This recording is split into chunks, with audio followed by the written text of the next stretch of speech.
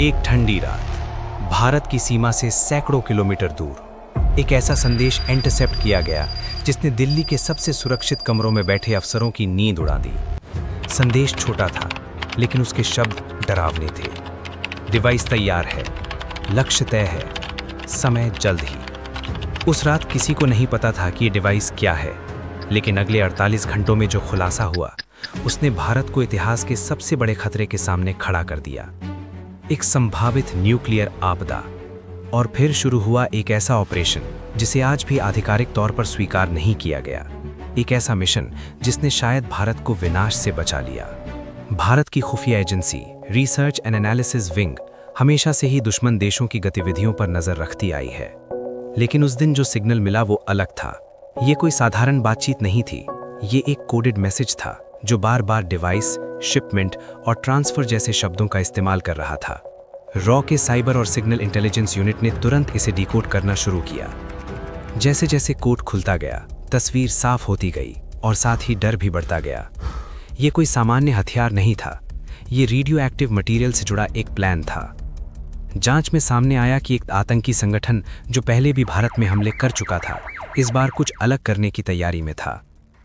उनका प्लान था एक डर्टी बॉम्ब बनाना। डर्टी बॉम्ब यानी ऐसा बॉम्ब जो परमाणु विस्फोट तो नहीं करता, लेकिन रेडियो एक्टिव सामग्री को फैलाकर पूरे इलाके को जहरीला बना देता है। इसका असर सिर्फ उस पल तक सीमित नहीं होता, बल्कि सालों तक लोग बीमार पड़ते हैं, शहर खाली हो जाते हैं और अर्थव्यवस्था तक हिल जाती है। रॉ के अधिकारियों को अब समझ आ चुका था, ये कोई सामान्य हमला नहीं, ये एक न्यूक्लियर टेरर अटैक हो सकता था। जैसे जैसे जांच आगे बढ़ी, एक और चौंकाने वाली बात सामने आई। इस ऑपरेशन में सिर्फ आतंकी संगठन ही शामिल नहीं था, बल्कि कुछ वैज्ञानिक और टेक्निकल एक्सपर्ट्स भी जुड़े हुए थे। ये लोग रेडियो एक्टिव मटेरियल को संभालने और उसे हथियार में बदलने की क्षमता रखते थे। सबसे बड़ा सवाल था, ये मटेरियल आया कहां से? रॉ ने अपनी इंटरनेशनल नेटवर्क को एक्टिव किया। रूस, यूरोप और मिडिल ईस्ट तक के इंटेलिजेंस चैनल से संपर्क किया गया, और जो जानकारी मिली वो और भी ज्यादा डरावनी थी। ये सामग्री एक पुराने न्यूक्लियर फैसिलिटी से चोरी हुई थी और अब ब्लैक मार्केट के जरिए आतंकियों तक पहुंच रही थी। अब सबसे जरूरी था ये जानना कि हमला कहां होने वाला है। रॉ ने ह्यूमन इंटेलिजेंस को एक्टिव किया। एजेंट्स को दुश्मन के नेटवर्क में घुसाया गया। कई हफ्तों की निगरानी के बाद एक नाम सामने आया, दिल्ली, भारत की राजधानी, जहां लाखों लोग रोज आते जाते हैं, जहां सरकार, मीडिया और अंतर्राष्ट्रीय दूतावास मौजूद हैं।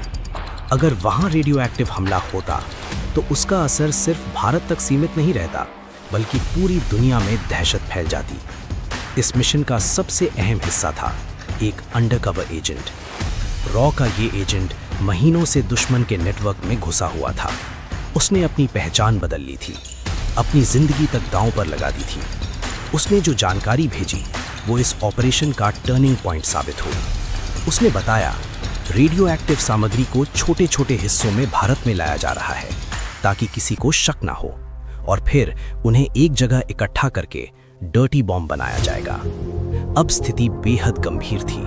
हमला कभी भी हो सकता था। सरकार के सबसे ऊंचे स्तर पर मीटिंग्स शुरू हो गई। नेशनल सिक्योरिटी एडवाइजर्स, मिलिट्री और इंटेलिजेंस एजेंसियां सब एक साथ काम कर रहे थे। लेकिन सबसे बड़ा सवाल था, इस खतरे को रोका कैसे जाए?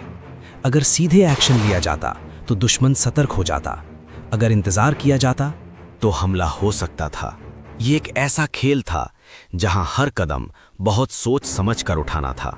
आखिरकार एक फैसला लिया गया, एक सीक्रेट ऑपरेशन लॉन्च किया जाएगा। इस ऑपरेशन का लक्ष्य था रेडियो एक्टिव मटेरियल को ट्रैक करना और उसे नष्ट करना बिना किसी को भनक लगे। रॉ के सबसे बेहतरीन एजेंट्स को इस मिशन में लगाया गया। देश के अंदर और बाहर दोनों जगह एक साथ ऑपरेशन चलाया गया। जैसे जैसे ऑपरेशन आगे बढ़ा, कई छिपे हुए कनेक्शन सामने आए। कुछ ट्रांसपोर्ट कंपनियां, कुछ नकली बिजनेस और कुछ ऐसे लोग जो बाहर से बिल्कुल सामान्य लगते थे, असल में इस नेटवर्क का हिस्सा थे। हर एक कड़ी को जोड़ते हुए रॉ धीरे धीरे इस साजिश के केंद्र तक पहुंच रहा था। और फिर वो दिन आ गया। रॉ को पता चल चुका था, मटेरियल एक गोदाम में इकट्ठा किया जा रहा है।